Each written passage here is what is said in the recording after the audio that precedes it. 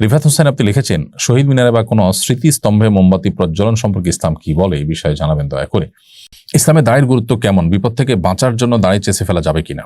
নুসরাত জাহান লিখেছেন, রাস্তার পাশে আরবি ক্যালিগ্রাফি করা হচ্ছে, রাস্তা তো নোংরা জায়গা, অনেক সময় রাস্তার ধারে প্রসাব করা হয়, এই জায়গায় ক্যালিগ্রাফি করা কেমন কাজ।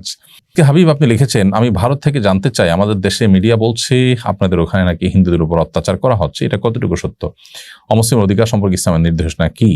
রিফাত হোসেন আপনি লিখেছেন, শহীদ মিনারে বা কোনো স্মৃতিস্তম্ভে মোমবাতি প্রজ্বলন সম্পর্কে ইসলাম কি বলে, এই বিষয়ে জানাবেন দয়া করে। শহীদ মিনারে বা কোনো স্মৃতিস্তম্ভে মোমবাতি প্রজ্বলন ইসলামের শরিয়াত দৃষ্টিকোণ থেকে প্রশংসনীয় কোনো বিষয় নয়। দেশের প্রতি ভালোবাসা, মাতৃভূমির প্রতি ভালোবাসা, মাতৃভূমি, দেশ এবং মানুষের জন্য, মাজলুম মানুষের রক্ষার জন্য যারা জীবন বাজি রেখেছেন তাদের প্রতি শ্রদ্ধা করবার কথাও ইসলাম আমাদেরকে বলে। কিন্তু সেই শ্রদ্ধা ভালোবাসা প্রকাশের যে প্রক্রিয়া, সেটা যেন যথাযথ হয়, শরিয়া সিদ্ধ হয়, সেটাই শরিয়া বলে।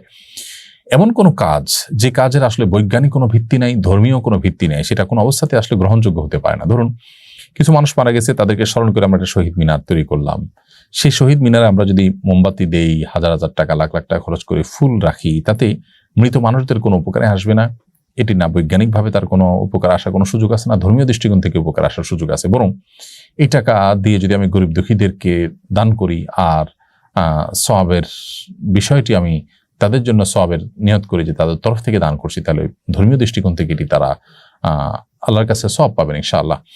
সেই সাথে তাদের শরণার্থে আমরা যদি গরিব মানুষের জন্য কাজ করি, কোনো কল্যাণমূলক কাজ করি, বা তাদের পরিবারের জন্য আমরা কিছু করতে পারি, সেটাও যৌক্তিক এবং ধর্মীয় দৃষ্টিকোণ থেকে সঠিক। এই জায়গা থেকে এই জাতীয় স্মৃতিস্তম্ভে মোমবাতি জ্বালানো কিংবা ফুল দেওয়া ইসলামের শরিয়াত দৃষ্টিকোণ থেকে অনর্থক কাজ, বরং কোনো কোনো ক্ষেত্রে এটা শিরকের সাথে সাদৃশ্যপূর্ণ।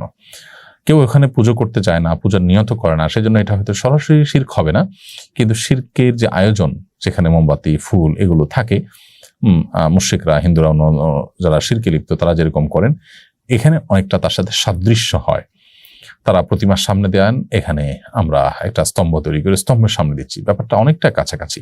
তো এই সাদৃশ্য গ্রহণ থেকে আমাদের বিরত থাকা দরকার। এই ব্যাপারে কোনো প্রথিতযশা আলেম সারা বিশ্বব্যাপী কারোর কোনো ভিন্ন মত আছে আমার জানা নেই। আমাদের আজকাল জাগতিক অনেক বিষয় আছে যে বিষয়গুলোর ব্যাপারে হালাল হারাম বাজ বিচার করার মতো হিতাহিত জ্ঞান আমাদের আর নেই, হারিয়ে ফেলেছি। আমরা সমাজের মূল স্রোতে গা ভাসিয়ে অনেকেই কিন্তু অনেক গুনাহে লিপ্ত হয়ে যাচ্ছি। ইসলামে দাড়ির গুরুত্ব কেমন, বিপদ থেকে বাঁচার জন্য দাড়ি চেঁচে ফেলা যাবে কিনা। ইসলামে দাড়ির গুরুত্ব অপরিসীম, এটিকে ওয়াজিব বলেছেন ফুকাহা একরাম। মেজরিটি ফুকাহা একরামই ওয়াজিব বলেছেন যে ইসলামে একজন পুরুষ, তার জন্য দাড়ি লম্বা করা ওয়াজিব। এক মুষ্টির নিচে দাড়ি কাটা প্রায় সব উলামা একরামের মতই নাজায়েজ এবং গুনাহের কথা ওয়াজিব তরক করা। কোনো মানুষ যদি কোনো বিশেষ বিপদে পড়েন, সে অবস্থায় তিনি দাড়ি ছোট করা বা চেঁচে ফেলতে পারেন কিনা। এর উত্তর হলো যে যদি কারোর অসুস্থতার কারণে দাড়ি চেঁচে ফেলতে হয়, না হলে তার মৃত্যুর মুখোমুখি হওয়ার আশঙ্কা থাকে, কিংবা দুরারোগ্য ব্যাধিতে তার কষ্টে নিপতিত হওয়ার আশঙ্কা থাকে, তাহলে তিনি এটি করতে পারেন। যেমন এমন হলো যে অ্যাক্সিডেন্টের কারণে সেলাই করতে হবে, তাহলে ওই জায়গার দাড়িগুলো চাচতে হবে, বা বড় কোনো দুর্ঘটনা হলো, বা এমন কোনো অসুস্থ হলো যে দাড়ি তার রাখা যাচ্ছে না, দায় রাখতে গেলে তার ট্রিটমেন্ট হবে না, দুরারোগ্য ব্যাধিতে তিনি অনেক কষ্ট পাবেন অথবা মৃত্যুর মুখে পতিত হবেন, এই পর্যায়ে চলে গেলে তখন তিনি দাড়ি চেঁচে ফেলতেন বা ছোট করে ফেলতে পারেন। এর বাইরে যদি দাঁড়িয়ে থাকার কারণে তার মৃত্যুর মুখে পতিত হতে পারেন, ভয়াবহ কোনো বিপদ হতে পারে, জীবন হুমকির মধ্যে হতে পারে, বা আপনার বর্ণাতীত কষ্ট হবে, এরকম কোনো পরিস্থিতির মধ্যে পড়েন কেউ, তাহলে সেই পরিস্থিতিতে তার জন্য ইসলাম ওয়েব, কাতার ভিত্তিক ফতোয়ার বিশ্ববিখ্যাত ওয়েবসাইট মার্কাজুল ফতোয়া ইসলাম ওয়েবে ফুকাহা একরাম, মুফতিগণ লিখেছেন যে এই ক্ষেত্রে তার জন্য দাড়ি চাচা বা ছোট করা জায়েজ হবে, কিন্তু এটা ইন্ডিভিজুয়াল কেস স্টাডি করে মুফতি বলতে পারবেন। আমরা সামান্য একটু ঠুনকো অজুহাত দিয়ে, সামান্য একটু বিপদের ভয় আপনার কোনো ওয়াজিব লঙ্ঘন করে ফেলবো, ব্যাপারটা এতটা সহজ নয়। অতএব পরিস্থিতিটা কিরকম, এই পরিস্থিতিতে তার কি করা উচিত, কি করা উচিত না, কোনটা জায়েজ না, এই বিষয়টা সংশ্লিষ্ট বিষয়কে পুরোপুরি খোলাখুলি কোনো মুফতির কাছে উল্লেখ করে তারপরে সমাধান নিতে হবে। তো খোলাসা কথা হলো যে দুরারোগ্য ব্যাধি থেকে বাঁচার জন্য, মরণ ব্যাধি থেকে রক্ষা পাওয়ার জন্য, বা ট্রিটমেন্টের অংশ হিসাবে যদি কারো দাঁড়ায় চাচতে হয়, কিংবা এমন কোনো বিপদে পড়েন যে বিপদ থেকে দাঁড়ায় চাচা ছাড়া তার বাঁচার উপায় নাই, জীবন রক্ষার প্রশ্ন আসছে বা এই জাতীয় কোনো জটিলতা তৈরি হয়েছে, তাহলে সেক্ষেত্রে এটি জায়েজ হতে পারে। কিন্তু পুরো বিষয়টা নির্ভর করে যে পরিস্থিতিটা ঠিক কেমন, কোন পর্যায়ে, তার উপরে। নুসরাত জাহান লিখেছেন, রাস্তার পাশে আরবি ক্যালিগ্রাফি করা হচ্ছে। রাস্তা তো নোংরা জায়গা, অনেক সময় রাস্তার ধারে প্রসাব করা হয়, এই জায়গায় ক্যালিগ্রাফি করা কেমন কাজ? প্রথম কথা হলো যে ক্যালিগ্রাফিতে যদি কোরআন কারীমের আয়াত লেখা থাকে তাহলে সেটা তো ওয়ালে এমনভাবে লেখা দরকার যে একদম নোংরা ময়লা টয়লা লাগবে না, অর্থাৎ কিছুটা উপরে তুলে লেখা হয়। সাধারণত ক্যালিগ্রাফি আমি যতটুকু জানি এতটুকু উপরে রাখাই হয়, এক্ষেত্রে আর একটু সতর্ক থাকা যেতে পারে।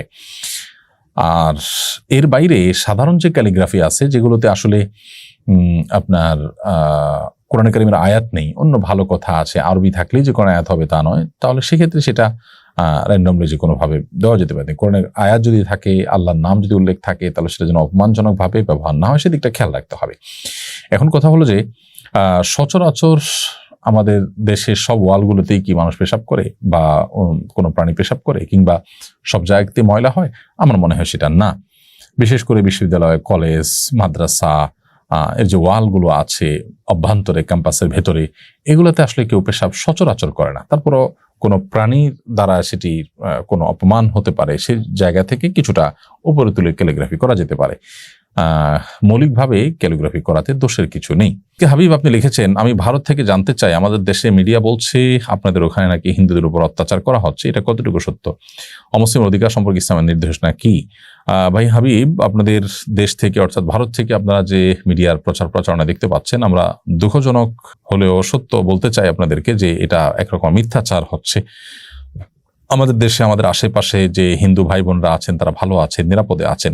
বিচ্ছিন্ন যে ঘটনাবলী সেটি তো সব সমাজে কম বেশি হয়ে থাকে। বিশেষ করে আপনাদের প্রতি শ্রদ্ধা রেখে বলতে চাই যে আপনারা আপনাদের দেশ ভারতে আপনারা নিজেরা মুসলমানরা নানাভাবে যে নিগৃহীত আছেন, একের পর সেখানে ধর্মীয় দাঙ্গা এবং মুসলিম নিধন হয়ে থাকে, ঠুনকো অজুহাতে অগণিত মানুষকে হত্যা করা হয়। আমাদের এখানে বাংলাদেশে ইতিহাসে কখনো এরকম কোনো ঘটনা ঘটেনি। বিভিন্ন রাজনৈতিক অস্থিরতায় হিন্দুদের ভালোবাসার দাবিদার মানুষরা অনেক সময় আপনার তাদেরকে গুটি হিসেবে ব্যবহার করে আপনার এ ব্যাপারে প্রপাগান্ডা চালায় থাকে। অতি সম্প্রতি যে ঘটনা ঘটেছে সেখানে বিচ্ছিন্ন কিছু ঘটনা প্রথম একদিন হয়তো হয়েছে, সামান্য কিছু মানুষ হয়তো ক্ষতিগ্রস্ত হয়েছেন।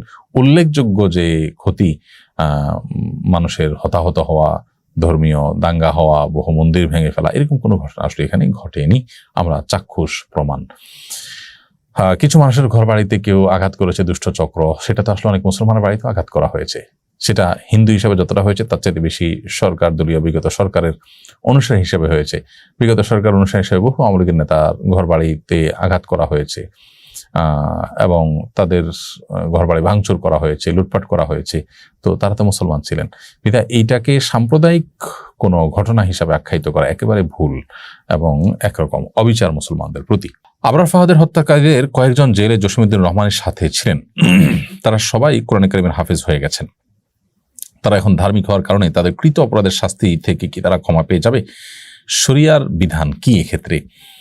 আমাদের প্রচলিত বিধান তো নিশ্চয়ই আমরা জানি যে এখানে লঘু হওয়ার কোনো কারণ নেই, শাস্তি এর কারণে মওকুফ হয়ে যায় না প্রচলিত আইন অনুযায়ী। কিন্তু শরিয়ার যে বিধিবিধান সেটার আলোকেও আপনি ধার্মিক হয়ে গেলেই কাউকে খুন করলে আপনি সেই দায় থেকে মুক্ত হয়ে যাবেন না। আপনি ধার্মিক হয়েছেন, আল্লাহর কাছে প্রিয়পাত্র হওয়ার পথে আপনি এগিয়ে গেলেন, নিজেকে সংশোধন করলেন, এটা প্রশংসনীয় কাজ আলহামদুলিল্লাহ, কারণ আপনি সব পাবেন। বাট কোনো মানুষকে হত্যার সাথে যদি আপনি জড়িত থেকে থাকেন তাহলে শাস্তি আপনার উপর ঠিকই কার্যকর করা হবে। হ্যাঁ, যদি এমন হয় যে নিহত ব্যক্তির পরিবাররা আপনাকে ক্ষমা করে দেন, তারা আপনার কাছ থেকে যে কেসাস প্রাপ্য রয়েছে শরিয়া বিধান অনুযায়ী হত্যার বদলে হত্যা, সেটি যদি তারা মওকুফ করে দেন, বলেন যে আমাদের কোনো দায় দাবি নেই, আমরা তাকে ক্ষমা করে দিলাম, তাহলে সেটি শরিয়া দৃষ্টিকোণ থেকে ক্ষমা হতে পারে।